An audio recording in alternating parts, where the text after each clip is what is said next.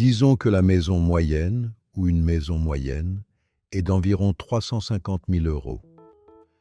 Mais si vous prenez 350 000 euros et que vous y ajoutez des frais, disons entre 5 et 10%, vous arrivez rapidement à environ 400 000 euros. Et vous devrez tenir compte du fait que vous devrez faire face à s'appuie sur un coût moyen de l'ordre de 50 000 à 70 000 euros pour construire votre maison entre 6 ans et 3 ans efficace sur le plan énergétique. Cela signifie que vous devez commencer à fournir ce financement ou que vous devez disposer d'un capital résiduel. Oui.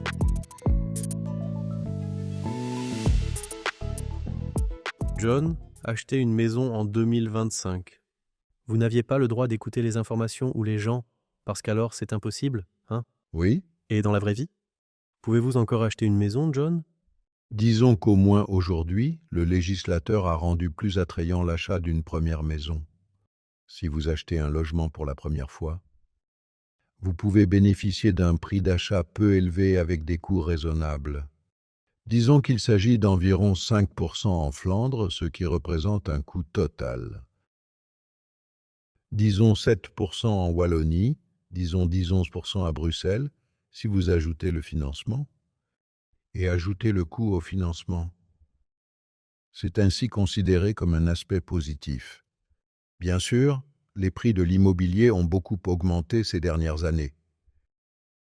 Disons que la maison moyenne, ou une maison moyenne, est d'environ 350 000 euros. Mais si vous prenez 350 000 euros et que vous y ajoutez des frais, disons entre 5 et 10%, vous arrivez rapidement à environ 400 000 euros. Oui. Vous avez commencé à en parler vous-même, les prix de l'immobilier ont effectivement augmenté beaucoup au cours des dernières années. Est-ce qu'on a un peu dépassé ce pic maintenant, à votre avis? Disons que la plupart du marché est énergétiquement efficace, mais n'atteint pas encore l'objectif fixé par l'Europe en matière d'efficacité énergétique. N'atteint pas encore l'objectif européen d'ici 2050.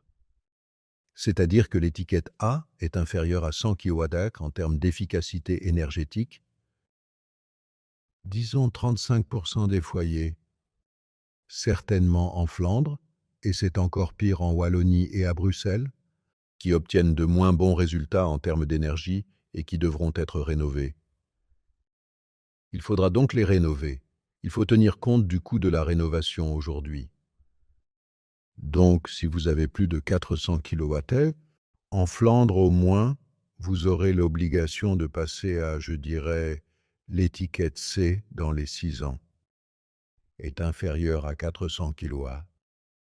Cette norme s'applique également à la Wallonie et à Bruxelles, bien qu'il n'y ait pas d'obligation. Pourquoi?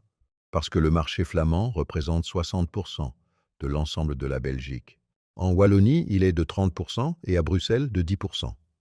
Les banques imposent donc cela et vous devrez tenir compte du fait que vous devrez faire face à s'appuie sur un coût moyen de l'ordre de 50 000 à 70 000 euros pour construire votre maison entre 6 ans et 3 ans efficace sur le plan énergétique. Cela signifie que vous devez commencer à fournir ce financement ou que vous devez disposer d'un capital résiduel. Oui. Nous avons commencé à en parler maintenant, à propos des labels EPC, de l'efficacité énergétique et de la rénovation. Oui, un tel label EPC, comment l'évaluer? Eh bien, si vous êtes dans la limite de 400 kW et que vous avez un label F, donc au-dessus de 500 kWh, pour ainsi dire, vous avez déjà facilement une dépense supplémentaire de l'ordre de... La Banque nationale estime cette dépense à 50 000 euros en moyenne, mais cela pourrait être plutôt 75 à 80 000 euros, et vous n'avez peut-être pas encore installé une nouvelle cuisine ou une nouvelle salle de bain. Donc, si vous savez que le prêt immobilier moyen en Belgique est de 200 000 euros et que 50 000 ou 70 000 euros doivent être déduits de ce montant, cela va freiner un peu les prix des maisons qui ne sont pas économes en énergie.